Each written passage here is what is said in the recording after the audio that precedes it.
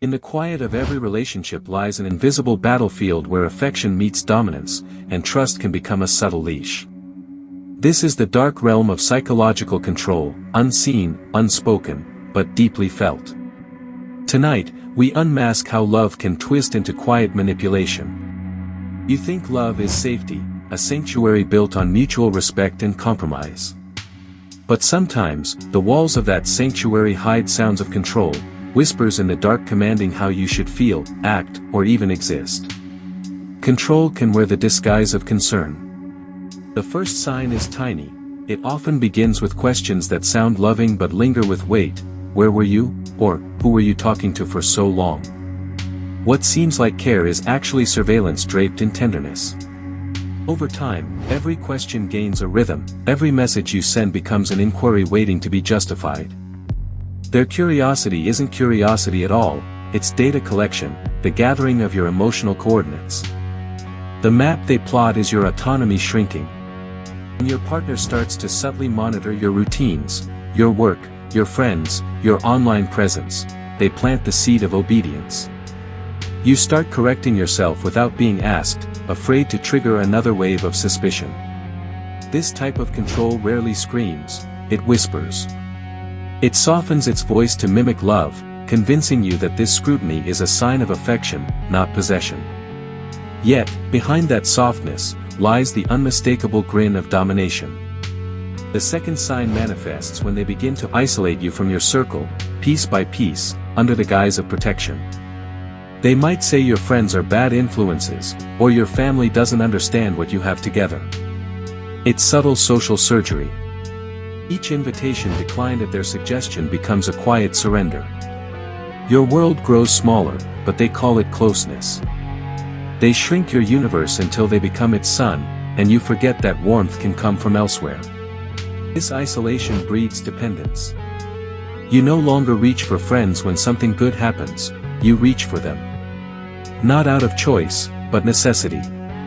It's how emotional captivity is mistaken for intimacy. To an outsider, your relationship looks perfect, flawless even. To you, it feels like walking on glass barefoot, wearing a smile you can't remove. They've woven control so elegantly that even your pain looks symmetrical. The third sign is emotional gaslighting, the art of altering your perception of truth. When you confront them with hurt, they dismiss it with practiced ease. They say you're too sensitive, too dramatic, until you believe it. Gaslighting reshapes your mind quietly, like water eroding stone. Little by little, you stop trusting your memory, your instincts, your reality. Their version of events becomes gospel, and questioning it feels sinful. They might even rewrite arguments, reminding you that they never said what you clearly remember hearing. It's their psychological graffiti on the walls of your sanity, rewriting your truth until only theirs stands. This tactic doesn't break you outright, it bends you. Each manipulation teaches your mind to run in circles, exhausting itself in search of logic that doesn't exist. Chaos becomes your new normal. The fourth sign slithers in through guilt. They weaponize your compassion, turning every disagreement into your fault. If they hurt you, it's because you made them do it. If they lie, it's because you pushed them there. You start saying, "I'm sorry," for things you didn't do just to restore peace. You tiptoe through conversations as though walking through a minefield. Love becomes negotiation, tenderness turns into ransom. When guilt becomes habitual, they no longer need to raise their voice or question your loyalty, you self-correct before conflict can even exist. It's control mastered through belief. The mind of a controlling partner functions like a puppeteer's hand. Each string is tied not to your body, but to your emotions, and every tug feels justified, because it's wrapped in the velvet language of care. They study your weaknesses as closely as one studies a sacred text. Every fear, insecurity, and dream becomes a lever. Soon, you can't move freely without their emotional approval. The illusion of choice is perhaps the cruelest trick. You believe you're deciding freely, yet every path you pick was pre-designed to return to them. They become the entire maze, and you, the lost explorer. Control often hides behind the concept of love because love forgives, and they count on that. They rely on your empathy as their shield, their weapon, and their excuse.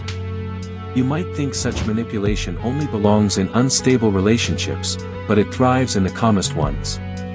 The quiet, polite controller prefers silence, it hides better there. Even moments of affection blur the line further. They embrace you after breaking you, convincing you that softness erases cruelty. But every apology is just a ribbon tied around the same weapon. The psychology is chilling. Control is rarely about dominance alone. It's about dependency, about rewriting someone's emotional code until submission feels voluntary. They train you without commands, only consequences. You smile when they want, withdraw when they frown, speak when silence feels heavier than words. This choreography becomes your survival instinct. Yet deep inside, the mind keeps count of moments cheapened, boundaries crossed, dreams compressed. Even amid submission, a spark of resistance records everything quietly. Breaking free requires that spark to become a fire. Awareness is the first rebellion, seeing the pattern where once there was only confusion. Recognition is power reclaiming its name.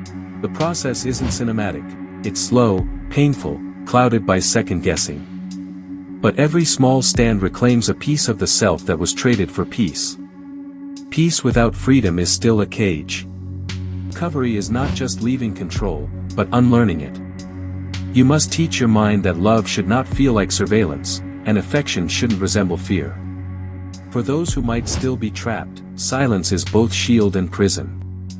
Speaking the truth feels terrifying, but it is the only way cracks begin to form in their fortress of manipulation.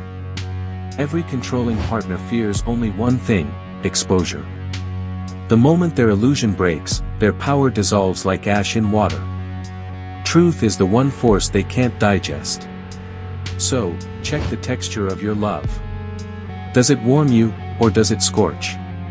Healthy connection liberates, toxic control confines, and the difference often hides in tone, in timing, in how often you're made to doubt yourself.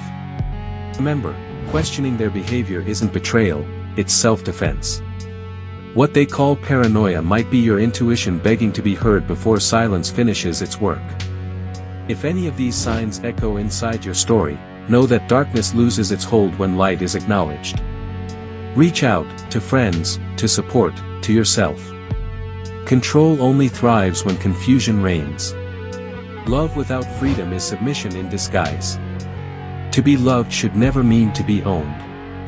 Alone or together, your peace should not require anyone's permission.